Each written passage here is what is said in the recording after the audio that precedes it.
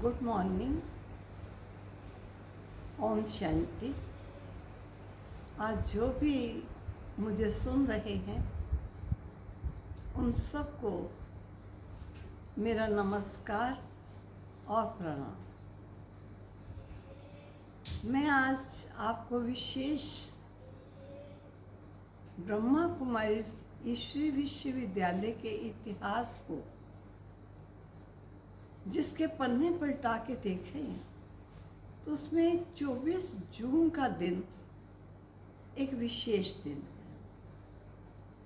ये वो दिन है जब इस ईश्वरीय विश्वविद्यालय, जिसे ईश्वरीय यज्ञ भी कहा गया है, इस यज्ञ की संभाल करने वाली यज्ञ माता, जिन्हें सरस्वती माँ कहकर हम पुकारते थे, उन्होंने 24 जून को अपना नश्वर चोला तज कर संपन्नता की स्थिति को प्राप्त किया। आज उनके कुछ वो समय जब वो ज्ञान में आए, उस समय की कुछ विशेषताएं उनके जीवन की मैं आप सबके सामने रखना चाहूँगी। माँ सरस्वती जी, जिनके लौकिक परिवार वाले उन्हें राधा नाम से पुकारते थे क्योंकि उनका घर का नाम राधा था। राधा स्कूल में पढ़ती थी और काफ़ी स्मार्ट थी।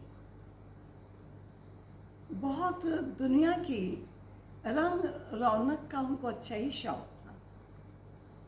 उनके पिता एक ज्वेलर थे, इसलिए जो अच्छी अच्छी ज्वेलरी बनाते थे, ये ब्यूटीफुल थी और स्मार्ट थी, वो इन्हें पहले पहनाते थे।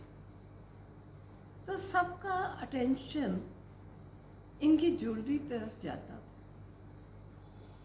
और इनकी बहन एक टेलर मास्टर थी। वो जितना अच्छे से अच्छा कपड़ा सीती, वो सुंदर डिज़ाइन पहले इन्हीं को पहनाती थी। देखिए, राधे अपने चॉइस का, अपनी डिज़ाइन की, रंगत की रौनक देख करके उसी कपड़े को चूज़ करती और उस डिज़ाइन का बना हुआ कपड़ा पहनती। तो स्वाभाविक एक स्मार्ट भी हो, सुंदर भी हो, ज्वेलरी से भी सजा है, कपड़ा भी बड़े सुंदर डिज़ाइन का पहना है और सबकी दृष्टि उसकी तरफ जाती है। देखिए, इतना ही नहीं, वो अपने स्कूल में नृत्य कला में, गायन कला में, सितार बजाने में नंबर 1 थी।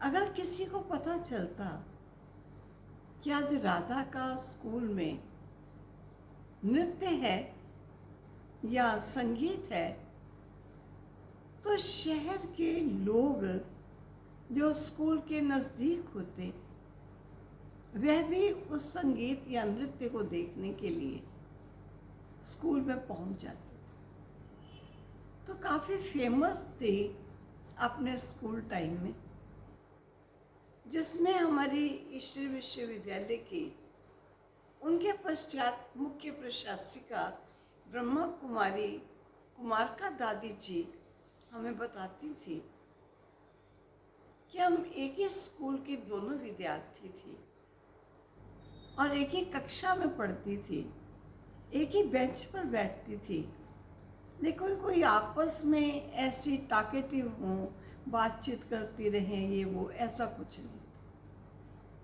बहुत गंभीर भी थी और हर एक के साथ बड़ी सहज रूप से कॉन्टेक्ट में, कनेक्शन में नहीं आती थी। ऐसा उनका लौकिक जीवन था और इस जीवन में पढ़ाई की तरफ अधिक ध्यान होने के कारण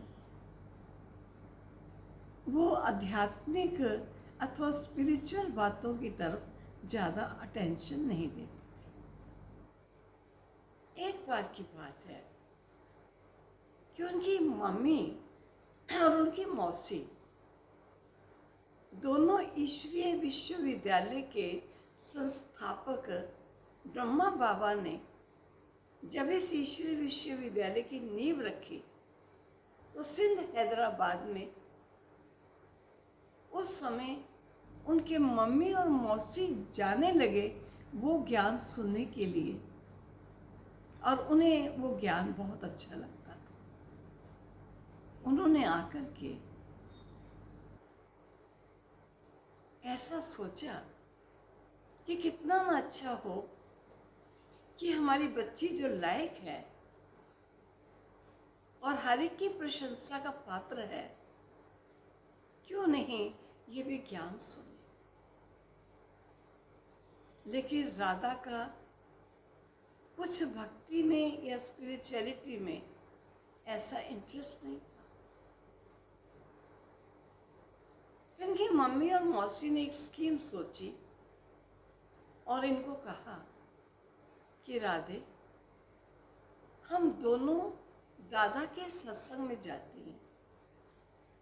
दादा बहुत अच्छी अच्छी बातें वह हमको सुनाते हैं, लेकिन घर में आने पर हम सब भूल जाते हैं। कितना ना अच्छा हो कि आप हमारे साथ चलो, तो आप ध्यान से सुनकर घर में आकर हमें याद करा दो। राधा में दो क्वालिटीज बचपन से थी, और वो एक क्वालिटी बड़ों का सत्कार और आज्ञा पालन करना। ये दो विशेषताएं थी। अब देखिए, कई बार हम में कुछ ज़्यादा विशेषताएं नहीं होती है तो हम समझते हैं कि हम इतना गुणों के धनी नहीं हैं,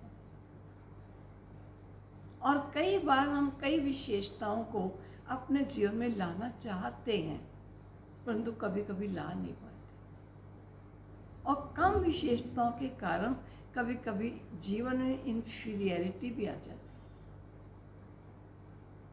लेकिन मातेश्वरी जी के केवल मात्र ये दो गुण उनके जीवन के इतने विशेष थे, जो मैं आपको बताना चाहती हूँ कि अगर ज़्यादा गुण नहीं तो चिंतित नहीं हो जाइए। एक गुण भी अगर आप में है, लेकिन वो थ्रू एंड थ्रू है, बिल्कुल गहरा है, तो आप कभी भी जीवन में बहुत आगे बढ़ सकते हैं।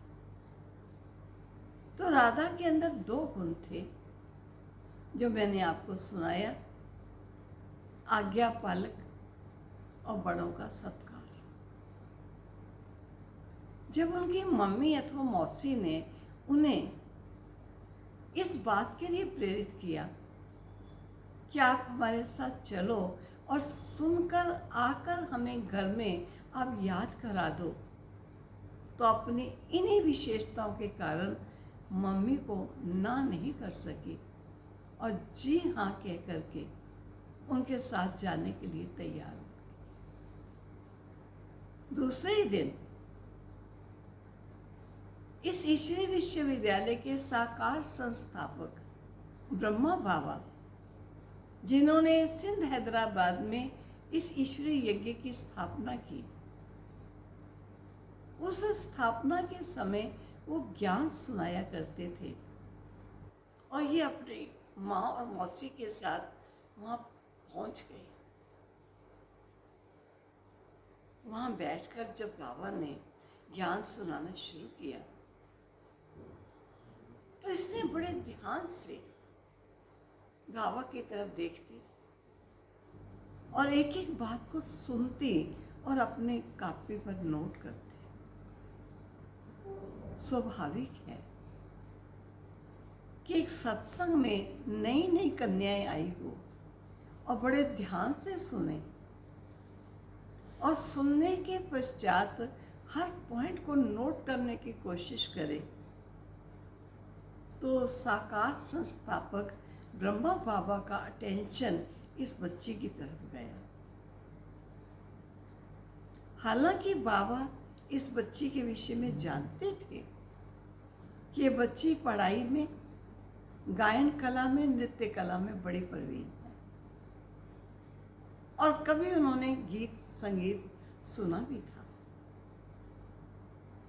बाबा ने इस कन्या को 1-2 दिन जब आते हुए और ज्ञान सुनते हुए देखा, तब बाबा ने उसको अपने पास बुलाया। हालांकि जो ज्ञान सुन रही थी, ये स्वयं के लिए भी नहीं सुन रही, ये अपनी माँ और मौसी को घर जाकर उन्हें समझाने के लिए या याद कराए रखने के लिए सुनना चाहती थी। देखिए, बाबा ने दूसरे दिन या तीसरे दिन इसको अपने पास बुलाया और बुलाकर कहा, राधा, ये बाबा ने अपने लिए कहा, ये बाबा गीत कंपोज करना जानता है, लेकिन गीत गाना नहीं जानता। अगर मैं गीत कंपोज करके आपको दूं और आप उस गीत की लय निकाल करके उस गीत को गाओ, तो क्या ऐसा हो सकता है? अब इस आत्मा के 2 गुण, आज्ञा पालन और बड़ों का सत्कार, फौरन कहा, जी बाबा। बाबा ने दूसरे दिन जब गीत लिखा और फिर इसी बच्ची को सेपरेट अपने पास बुला करके गीत को पढ़ करके सुनाया, और किन भावों में ये गीत मैंने लिखा है, इसके अंदर कौन से विशेष भाव जिस पर मैं विशेषता देना चाहता हूँ, ये सब बातें बाबा ने उसे एक एक करके स्पष्ट कर दी। और उसने वो गीत को गाया और बहुत सुंदर गाया। अब आप समझ सकते हैं कि जब बाबा के पर्सनल कनेक्शन में ये बच्ची आने लगी और गीत की एक एक लाइन का ज्ञान युक्त अर्थ बाबा उसे बताते, तो ज्ञान भी इस आत्मा को बहुत अच्छी तरह स्पष्ट होने लगा और हर बात को जानने लगी। इतना ही नहीं, प्रतिदिन जब ध्यान से सुनती और समझती और सिर हिलाती, कुछ ही दिन में साकार ब्रह्मा बाबा, जो इस विद्यालय के साकार संस्थापक थे, उनको कश्मीर जाना था। तो उन्होंने कश्मीर जाने से पूर्व इसी कन्या को अपने पास बुलाया, बुलाकर कहा, राधे, मैं कश्मीर जा रहा हूँ अपनी फैमिली के साथ। क्या ऐसा हो सकता है कि आने वाले जो भी आगंतुक हैं, वे अवश्य पीछे आते रहेंगे और मैं वहाँ से लिखित में ज्ञान युक्त पत्र भेजूंगा। कभी आप सुनाना और कभी अन्य बच्चियों का नाम दिया ये सुनाएंगे, जिससे पीछे ये क्लास चलती रहे।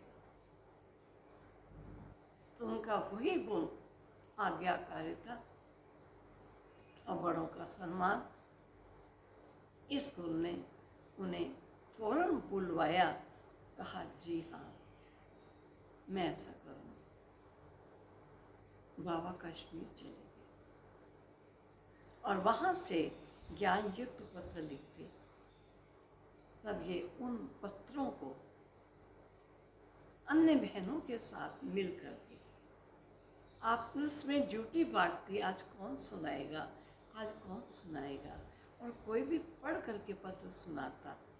लेकिन राधा कभी पढ़कर पत्र नहीं सुनाती थी, वो पढ़कर अच्छी तरह उन सब शब्दों को अपने ध्यान में लाती थी, और जैसे बाबा सुनाते थे पत्र की भाषा में, उसे बड़े सुंदर अपने शब्दों में बाबा की बात को सबके सामने रखते, और राधा का सुनाना सबको इतना अच्छा लगने लगा। कि सभा आगे से दुगनी हो गई और बाबा को कश्मीर में ये पत्र लिखना पड़ा कि बाबा, आने वाली सभा बढ़ गई है, स्थान छोटा पड़ गया है, हमें क्या करना चाहिए। तब बाबा ने कहा कि एक कमरे की दीवार निकलवा दो ताकि 2 कमरे मिलकर एक बड़ा कमरा बन जाएगा। इस प्रकार आने वाले उसमें एडजस्ट हो जाएंगे। इस प्रकार क्लास चलती रही। राधा आती थी, सुबह क्लास सुनाती थी, या क्लास अगर कोई अन्य सुनाता तो वहाँ की सफाई सुथराई करना या हर चीज़ को उचित स्थान पर रखना, ये सब सेवा करके घर चली जाती थी। कभी खाती पीती नहीं थी। यही कहती कि मैं थोड़ी सेवा करती हूँ और अगर मैं खा पी लिया तो मेरी सेवा जमा कहाँ होगी, इसलिए मैं खाऊंगी अपने घर जाके सेवा यहाँ करूँ।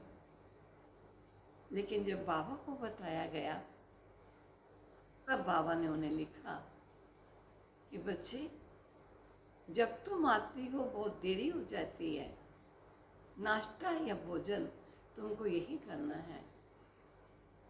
और कुछ दिनों के बाद बाबा ने फिर लिखा कि कुछ दिन लगातार आप रह कर भी यहाँ सेवा करो तो बहुत अच्छा। इस प्रकार राधे लगातार कुछ दिन के लिए रहने लग गई और सेवा करने लगी। मैं बार बार आपका ध्यान इस ओर खिंचवाना चाहती हूँ कि कभी ये ना समझो मेरे में ज़्यादा गुण नहीं। कोई बात नहीं। गुणों का सागर कहता है गुण एक होगा वो अनेक गुणों को खींच कर लाएगा, और एक अवगुण अगर प्रबल होगा तो वो अनेक अवगुणों को खींच कर लाएगा। इसलिए अवगुणों को कभी अपने पास ना आने देना, और गुणों को थ्रू एंड थ्रू जितने भी गुण हैं उन्हें धारण करके रखना। वो गुण अन्य गुणों को लाए। आपको शायद ये सुनकर आश्चर्य होगा कि पिताश्री जब कश्मीर से वापस आए और आते ही देखा सभा बहुत बड़ी हुई है, तब पिताश्री ने सभा में आने वाली कुछ राधे से पहले ज्ञान में आने वाली बहनें और काफ़ी समय से शिक्षा लेने वाली थी, उनको अलग बुलाकर कहा ये साधारण कन्या नहीं है, राधा को साधारण कन्या नहीं समझो, ये श्रेष्ठ कन्या है। ये भविष्य वर्तमान के पुरुषार्थ के आधार से बड़ा ऊंचा पद प्राप्त करने वाली, इसलिए इसे राधा ना कहकर मामा कहो तो बड़ा अच्छा लगेगा। अब आयु से बड़ी बहनें, ज्ञान में बड़ी, काफ़ी समय पूर्व उनसे ज्ञान में आई, उन्हें ये सहन नहीं सहजता से स्वीकार किया कि हम इस छोटी कन्या को, जो कि उसमें 14-15 वर्ष की थी, इसे माँ कहकर कैसे पुकारें। लेकिन एक समय ऐसा आया कि बहुत सी माताएं और कन्याएं जब ज्ञान लेने आने लगी और जीवन को पवित्र बनाने लगी, तो कुछ लोगों में मन की मान्यताएं कुछ भिन्न हुई। कुछ पवित्रता को अच्छा समझने लगे, कुछ पवित्रता को अच्छा नहीं समझने लगे, जिस कारण एक समय ऐसा भी आया जब गवर्नमेंट ने उस समय सिंध हैदराबाद में बाबा को अपनी फैमिली के साथ रहे और ये माताएं और कुछ भाइयों का झुंड ये अलग रहेगा, ये आपस में इकट्ठे नहीं रहेंगे। तब बाबा ने उन्हें राधा को ड्यूटी दी कि सभी भाई और माताओं के इस झुंड को आपको संभालना, और बाबा अपने लौकिक परिवार के साथ रहते। बाबा ने एक समय निश्चित किया, रात को 9 साढ़े 9 बजे जब काम पूरा हो जाए तो बच्चे बाबा के पास आएंगे, बाबा से मिलेंगे और बाबा उनको कुछ ज्ञान की बातें सुनाएंगे। तो समय होते ही सब अपना काम हुआ या नहीं हुआ, अपूर्ण है तो अपूर्ण से उसे छोड़कर भी बस बाबा की तरफ भागते कि हमें मध्यम ब्रह्मा बाबा ने बुलाया, हम जा रहे हैं ज्ञान सुनने के लिए। और कई कहते कि राधे आप भी चलो, तो राधा कह देती नहीं आप जाओ, मैं नहीं जाऊंगी। कोई तो ऐसा भी कह देते शायद राधा कुछ अभिमान में है, क्यों नहीं जाती बाबा के पास। लेकिन मैं आपको बताना चाहूंगा, जब सभी काम पूर्ण या अपूर्ण छोड़कर चले जाते तो कहीं सब्जी पतीले में पड़ी है, परात में आटा गूंद दिया, बाकी परात ऐसे खराब पड़ी है, दूध अभी पूरा बॉयल नहीं हुआ, बिना बॉयल हुए दूध रखा है, तो मामा राधे जाती थी किचन में और जो काम अपूर्ण देखती थी उसे पूर्ण करती थी, और सारी किचन को साफ स्वच्छ करके हर चीज यथास्थान रख करके छत पर चली जाती थी। और छत का दरवाज़ा जो कि एक ऐसा बना हुआ था ग्रिल वाला, जो बाहर से छत के अंदर कौन है दिखाई दे सकता था, वहाँ छत पर जा कर के टहलती थी। एक बार बहनों ने कहा कि बाबा राधे को हम कहते हैं चलो तो वो आती नहीं। बाबा ने 2 बहनों को भेजा, जाओ जाकर देख कर आओ राधे क्या कर रही है। और जब वो देख करके गए तो जाकर बाबा को बताया कि बाबा जो किचन हम अपूर्ण चीज़ें बिखरी हुई छोड़कर आए थे, सारी किचन सुव्यवस्थित पड़ी है और सब चीज़ें बहुत सुंदर रूप से सजी हुई हैं, और राधा छत पर टहल रही है और उसकी आंखों से आंसू हैं। ऐसे लगती है कि जैसे वो आपकी याद में खोई हुई। तो बाबा ने सुनकर कुछ नहीं कहा। बाबा ने इतना ही कहा कि जिस सर्वशक्तिवान ने ये यज्ञ रचा है और जो इस ब्रह्मा तन से आकर ज्ञान सुनाता है, ये उसी की याद में खोई हुई है। इतना ही बच्चों को बता दें। लेकिन लगातार मामा के, राधा के इस प्रकार के कर्तव्यों को देख करके, और रिस्पॉन्सिबल एक कन्या क्या होती है ये सब देख करके, सब बड़ी बहनों ने आपस में मिलकर राय की कि हम कभी भी राधे नाम से अब इनको नहीं पुकारेंगे, हम इनको माँ मामा कहकर ही पुकारेंगे। बाबा जबकि कहते थे, क्योंकि तीनों कालों को जानने वाले ईश्वर ने उनकी जन्म पत्री जान दी थी और कहा था ये साधारण कन्या नहीं है, ये यज्ञ माता है। लेकिन सब मानने को तैयार नहीं थे। जब प्रैक्टिकल उनका कर्तव्य, उनकी जीवनी, उनका व्यवहार, उनकी दिव्यता और रूहानियत जब देखी, तब सभी ने कहा कि हम आज के बाद कभी भी राधा नहीं कहेंगे, हम मम्मा कहकर पुकारेंगे। और जाकर कहा मम्मा हम आ गए। तब राधा ने संकोच करते हुए कहा आप मामा शब्द क्यों जोड़ रहे हो? कहा नहीं, आज के बाद हम आपको राधा नहीं कहेंगे, आप हमारी माँ। और सचमुच जो मामा के शारीरिक परिवर्तन आया, शरीर से भी वो कुछ बड़ी बड़ी देखने में आने लगी। और माँ का रोल क्या होता है? उस समय लगभग 400 कन्याएं माताएं जो इकट्ठी रहती थी, जिनकी देख रेख के लिए बाबा ने मामा को ड्यूटी दी थी। आप समझ सकते हैं, ईश्वरीय यज्ञ में तो आ गए, ज्ञान योग सुनने लग गए, लेकिन जो पुराने जन्म जन्म के संस्कार हैं वो एकदम नहीं छोड़े। वो संस्कार तो सब साथ ही लेकर आए।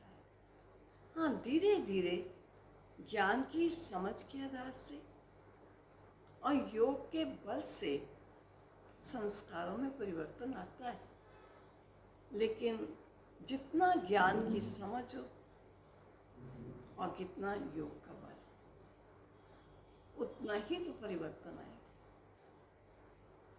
जिसका मैं आपको सुनाना चाहती हूँ कि अगर कोई भी मनुष्य अपने जीवन में परिवर्तन चाहता है तो अपने आप से पहले कुछ बातचीत करे और अपना निरीक्षण आप करें। मेरे संस्कार, मेरा बोल और मेरा व्यवहार, मेरी चाल चलन, ये सब कैसी? गहराई से मनन चिंतन, चाहे स्वयं के प्रति या किसी समस्या का समाधान ढूंढना हो, तो समस्या का प्रति मनन चिंतन चले। मनन चिंतन के पश्चात उसे एहसास होना चाहिए, रियलाइजेशन हो कि रियली इन कमी या कमजोरियों के कारण मेरे जीवन में परिवर्तन नहीं आ रहा, इन कमियों से मुझे छुटकारा प्राप्त करना है। और उसके पश्चात थर्ड फैक्टर है कि उन्हें दृढ़ प्रतिज्ञ होना होगा, रिजॉल्व, मुझे अपने जीवन में इन कमियों को छोड़ना है और इस श्रेष्ठताओं को धारण करना। और परिवर्तन के लिए चौथा फैक्टर है, मन में दृढ़ निश्चय हो जाए, कितनी भी रुकावटें, कितने भी विघ्न आए, कितनी भी बाधाएं आए, लेकिन मुझे इन संस्कारों को बदलना ही है। कहीं मान भी मिलेगा, कहीं अपमान भी मिलेगा, खुशी भी मिलेगी, ग्लानि भी मिलेगी, लेकिन मुझे अपने संस्कारों को बदल कर रहना है। लगातार मुझे अपने जीवन में पुरुषार्थ करते रहना। जब एक प्राणी इस प्रकार 4 फैक्टर्स को जीवन में अपनाता है, पहले मनन चिंतन, दूसरा एहसास, रियलाइजेशन, तीसरा दृढ़ प्रतिज्ञा कि मुझे कार्य करना ही है, और चौथा लगातार प्रयास, कितनी भी विकट परिस्थिति आ जाए, विघ्न आ जाए, बाधाएं आ जाए, लेकिन मुझे जिस मंजिल पर पहुंचना है वहां पहुंच कर ही जाना। ये 4 फैक्टर्स मनुष्य के जीवन में परिवर्तन लाते हैं। मैं आपको कुछ इतिहास के वृत्तांत सुनाना चाहूंगी। बहुत महान विभूतियां हुई हैं जिनके जीवन में इन 4 चीज़ों को अपनाने से ही परिवर्तन आया, बिना इसके परिवर्तन नहीं। हमारे सामने सिकंदर महान थे। कहते सिकंदर महान ने बहुत देशों को जीता, लेकिन जब जीत प्राप्त करने के लिए अपने गुरु के पास गए और जाकर कहा कि मैं भारत पर आक्रमण करके भारत की धरती से सोना चांदी जो उगलता है वहाँ मैं उसे लेने जा रहा हूँ, बताइए मैं आपके लिए क्या लाऊं। कहते उनके गुरु ने उन्हें कहा कि भारत से एक विद्वान को ले आना। कहा ठीक है। भारत में आने पर सबसे पहले गुरु की इच्छा पूरी करने के लिए एक विद्वान के पास गया और कहा कि आपको राज्य, कुल की मान मर्यादाएं सब कुछ प्राप्त होगा, कोई कमी नहीं होगी। हमारे गुरु का आपको निमंत्रण है, आप हमारे साथ चलिए। तब उस विद्वान ने, जो विद्वता संपन्न जीवन त्याग और तप का जी रहे थे, उन्होंने कहा हमें दुनिया का धन दौलत, मान नाम शान नहीं चाहिए। ये त्याग और तपस्या का जीवन हमारा जीवन है, हमें यही जीवन रहने दीजिए। बड़ा आश्चर्य हुआ। चिंतन तो चला, मनन तो चला, लेकिन मन की जो भावनाएं थी कि लूटूं खसोटूं, वो काम बहुत किया गया। और जब ऊंटों पर, हाथियों पर लाद करके धन दौलत लेकर चले गए और अचानक कुछ बीमारी आई, उस समय मन ने एक आवाज लगाई कि तुमने कितनों को विधवा बनाया, कितनों को यतीम बनाया, खून की नदियां बहाई, लेकिन आज वो धन दौलत तेरा धरा रह जाएगा। तब सबको कहा जो उनके पास खड़े थे, मुझे ले चलो मेरे धन दौलत की जायदाद के कमरे के पास।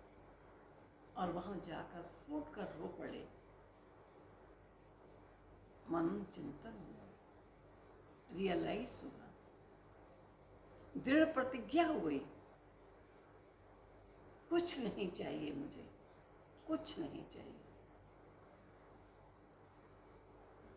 अपने वजीरों को कह दिया, जब मैं शरीर छोड़ूं तो अर्थी से मेरे दोनों हाथ खाली बाहर कर देना, ताकि मेरे इस एग्जाम्पल से दुनिया वाले कुछ सीख सके। इतनी जानबाजी कर दी, इतनों की जानलेवा में बन गया, लेकिन मैं अपने साथ कुछ नहीं लेकर जा रहा। ये लेसन लोग सीख लें, लेकिन हम देख रहे हैं आज तक भी इस लेसन को कौन सीखा, क्योंकि ये तो अंतिम समय उनको रियलाइज हो। ये तो बहुत पहले से रियलाइजेशन चाहिए, ताकि प्रैक्टिकल जीवन सबके सामने आ जाए। इसी प्रकार के कई एग्जाम्पल हैं। वाल्मीकि जी का एग्जाम्पल सुनिए कि वाल्मीकि अपने प्रथम जीवन में, जब तक वो वाल्मीकि ऋषि बने, उससे पहले वो डाकू थे, राह चलतों को लूटते थे। कहते एक बार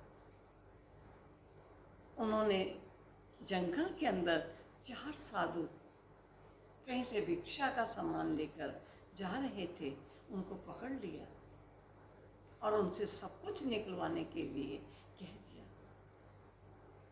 तब इन साधुओं ने कहा, वाल्मीकि, क्या तुम ये समझते हो कि तुम इतना जुल्म कर रहे हो, दान का धन भी नहीं छोड़ते, हमें भी आप शस्त्र दिखाकर लूटना चाहते हो, किसके लिए सब धन दौलत इकट्ठा कर रहे हो? तब कहते हैं, उन्होंने कहा मैं अपने बाल बच्चों के लिए, अपने घर घाट के लिए। कहा जाओ, ये चुन्नी लो हमारी, ये पल्ला लो हमारा, और हमें पेड़ों के साथ बांध जाओ, हम भागेंगे नहीं। और जाकर अपने घर वालों से पूछ लो कि जब आप शरीर छोड़ोगे तो आपकी गवाही ये कोई भी देने के लिए यहाँ उपस्थित होगा। कहा क्यों नहीं होगे, उनके लिए ही तो मैं सब कुछ करता हूँ। साधु संतों के आग्रह करने पर जब वो वहाँ पहुँचे तो पत्नी ने कहा कि हमें बच्चों को खिलाने के लिए, घर को चलाने के लिए धन दौलत की आवश्यकता है। हम आपको ये तो नहीं कहते कि किसी को लूटो फूटो, मारो काटो और धन देकर, हम ऐसा तो नहीं कहते। जब सब बड़े बुजुर्गों ने यही उत्तर दिया तब कहते वाल्मीकि जी के मन में एक वैराग्य पैदा हुआ। उस समय उनको एहसास हुआ, मनन चिंतन चला, रियलाइजेशन हुआ, दृढ़ता आ गई और कितना भी कठिनाई सहन करने पड़े मुझे भी इन साधुओं के साथ वो तप करना है जिस तप से इन्होंने अपने जीवन को श्रेष्ठ बनाया। उनके जीवन की छिपी हुई योग्यताएं वो वाल्मीकि से तुलसीदास बने, इतना सुंदर रामायण का एपिक लिख डाला। विशेषताएं थी उनके अंदर, लेकिन व्यर्थ का जीवन जीने के कारण वो विशेषताएं दबी रही। तो परमात्मा पिता यही कहते, कोई आत्मा विशेषताओं से कम नहीं है। मैं कई एग्जाम्पल बात कहते कहते मुझे कई एग्जाम्पल सामने आ रहे हैं।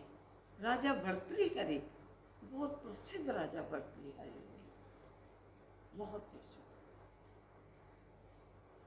उनका प्रथम जीवन, जो अपनी पत्नी के साथ बहुत प्यार करते थे, बहुत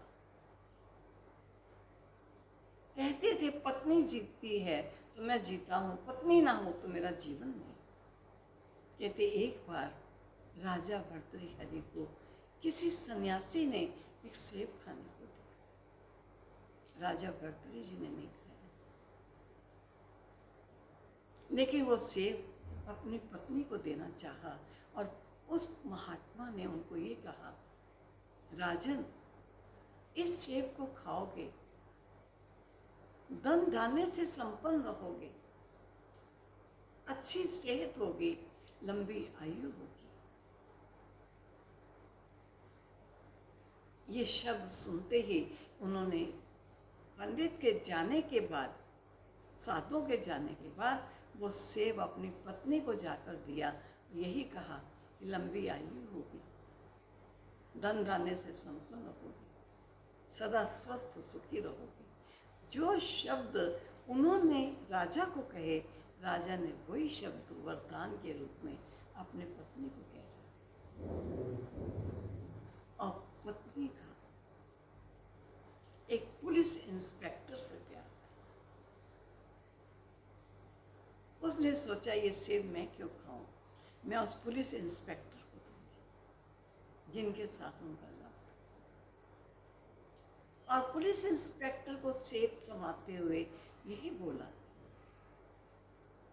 धन धान्य से संपन्न रहोगे, खुश रहोगे, सुखी रहोगे, आयु लंबी होगी। जो शब्द राजन ने उनको कहे वही शब्द उसने पुलिस इंस्पेक्टर को कहे और उनको सेब थमा दिया। अब पुलिस इंस्पेक्टर का लव एक वेश्या के साथ, उसने सेब नहीं खाया, वो सेब उसने वेश्या को दे दिया और यही शब्द उच्चारण किए जो राजा ने रानी को किए, रानी ने इंस्पेक्टर को किए, इंस्पेक्टर ने वेश्या को कहा, लंबी आयु, सुख शांति का जीवन जी। वेश्या ने भी सेब नहीं खाया, उसने सोचा राजा तो मेरा अंधाता है, अगर वो मुझे अपने महलों में नाचने गाने के लिए ना बुलाए मैं भूख मर जाऊंगी, क्यों नहीं ये सेब मैं राजा को थमा दूं। उसने वो सेब राजा को दे दिया और वही शब्द उच्चारित किए जो राजा ने प्रथम रानी को बोले। राजा सेब को पकड़ते उन्हीं शब्दों को सुनते आश्चर्यचकित हो गए। इन्हीं शब्दों से संबोधित कर मुझे संतों ने ये सेब दिया, मैंने रानी को दिया, लेकिन ये सेब वेश्या के पास कैसे आया, या इन्हीं शब्दों का ये उच्चारण कैसे कर। तब राजा ने कहा वेश्या तुम्हें बताना होगा ये सेब कहाँ से है। वेश्या ने बता दिया कि एक पुलिस इंस्पेक्टर से मेरा लव है, उन्होंने मुझे दिया है। और पुलिस इंस्पेक्टर से पूछा तो उन्होंने कहा रानी मेरे से लव करती है, उन्होंने मुझे दिया। तब राजा को चिंतन चला, जिस रानी के लिए मैं सर्वस्व करने को तैयार हूं, आज वो रानी एक पुलिस इंस्पेक्टर को प्यार करती है। रियलाइज हुआ सच्चा प्यार दुनिया में नहीं, दिखावट का प्यार। दृढ़ प्रतिज्ञा हो गए, आज मुझे अपने जीवन को परिवर्तित कर लेना है, कितने भी विघ्न और कितनी भी बाधाएं आए। तब उन्होंने अपने जीवन को एक भर्तृहरि राजा से एक भर्तृहरि तपस्वी बन करके उन्होंने अपने जीवन को श्रेष्ठ। तो मेरा कहने का तात्पर्य है कि जीवन मनुष्य साधारण से असाधारण बना सकता है, लेकिन उसे स्पष्ट होना चाहिए, मालूम होना चाहिए किसी भी चीज का ना करने से नुकसान क्या है, करने से फायदा क्या है। और जाने के पश्चात उसे रियलाइज होना चाहिए कि हाँ मुझे ऐसा ही करना है, और उसमें दृढ़ प्रतिज्ञा होना पड़ेगा। और दृढ़ प्रतिज्ञा होने पर कई रास्ते में बाधाएं, कठिनाइयां आएंगी, रुकावटें आएंगी, कोई बात नहीं। ये रुकावटें रोकेंगी, लेकिन मैं रुकने वाली नहीं हूँ, क्योंकि जिस मंजिल पर पांव रखा है उस मंजिल को प्राप्त करके ही छोड़। तो मेरी प्यारी मामा, जिसके 24 जून का दिन हम उनके संपन्न होने का दिन मना रहे हैं, ये मामा के जीवन का परिवर्तन का ये कारण। मामा जिस कार्य को करना चाहती थी उसे समझकर, सोचकर रियलाइज करती थी, दृढ़ प्रतिज्ञा होती थी। विघ्न और बाधाएं बहुत आए उनके रास्ते में, लेकिन कोई विघ्न नहीं, विघ्न लगन की अग्नि में जल जाता है, कोई उस विघ्न को रोक नहीं सकता। विघ्न मनुष्य के जीवन में आगे बढ़ने की सीढ़ी बन जाता है, जीवन को रुकावट नहीं देता। वो हमने अपनी मम्मा के जीवन से देखा। इस यज्ञ की ईश्वरीय ब्रह्मा कुमारी ईश्वरीय विश्वविद्यालय की वो प्रमुख यज्ञ माता कहलाई। कभी कोई बात होती थी तो मामा को बताने जाते, मामा काम तो सारा हम 4 सखियों ने मिलकर किया है, लेकिन एक सखी जो आपको बता रही थी हमने ये किया, हमने ये किया, ये तो केवल आपको बताने के समय आई, उससे पूर्व तो काम में ये पहुंची नहीं थी। तो ऐसा देखकर हमको बड़ा बुरा लगता है कि किया तो काम हमने है और शो करने के लिए चले गए। तब मम्मा ने कहा आपको क्यों बुरा लगता है, ये कर्म क्षेत्र है, और कर्म क्षेत्र में जो कर्म करता है उस कर्म का फल उसे ही प्राप्त होता है। अगर कोई मुख से केवल बोलता है तो आपको उसका बुरा नहीं लगना चाहिए, क्योंकि उसकी नेचर, वो हर बात में अपने को दिखाना चाहता है। तो आपका क्या चाहता है? आप अपने श्रेष्ठ कर्मों से कभी भी पीछे नहीं हटो, श्रेष्ठ कर्म करते आगे बढ़ते जाओ। कई शिक्षाएं, मान लीजिए अपने से बड़े हमसे कोई बात कहते हैं तो उनसे कैसे बात करनी चाहिए या बात को कैसे स्पष्ट करना चाहिए। इस यज्ञ के यज्ञ पिता ब्रह्मा बाबा ने एक बार बच्चों को कहा, आओ बच्चे सब मिलकर खेलते हैं।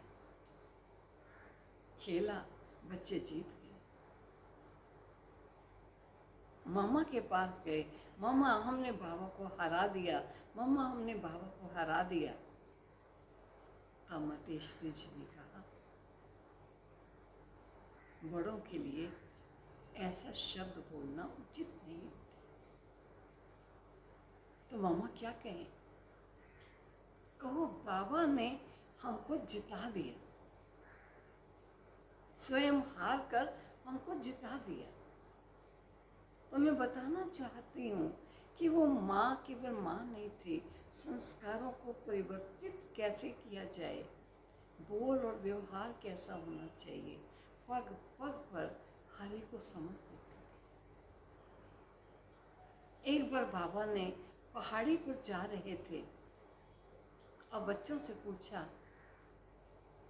बोलो बच्चे आज किस पहाड़ी पर चलेंगे, दाईं तरफ की पहाड़ी पर या बाईं तरफ की पहाड़ी पर या सीधी पहाड़ी पर? कोई कहे दाईं तरफ, कोई कहे बाईं तरफ, कोई कहे सीधा। 400 बच्चे हैं, कोई कुछ बोल रहा है, कोई कुछ बोल रहा है। ये माउंट आबू की बात। इतने में मामा अचानक आ गए और मामा बड़ी गंभीर होके सबकी तरफ देख रहे। मामा किसी इशारे की गंभीरता से वो समझ गए कुछ हम ठीक नहीं कह रहे। कुछ ने पूछा, मामा जब बाबा हमसे पूछे तो हमें क्या कहना चाहिए? नहीं कहना चाहिए इधर चले या उधर? मामा ने कहा नहीं, कहना चाहिए जहां बाबा ले चलेगा वहीं चलेगा। वो सर्वशक्तिवान का साकार तन है, जहां वो तीर्थ स्थान बनना होगा वहीं बनेगा। आप अपनी सजेशन या अपनी राय क्यों देते? कभी भी मन मत या पर मत पर नहीं चलो।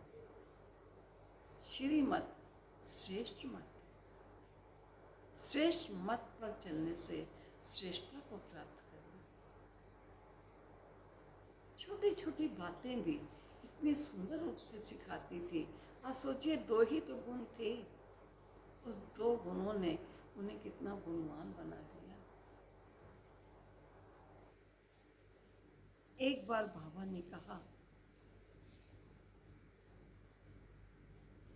कि एक चित्र है, उस चित्र की कढ़ाई की जाए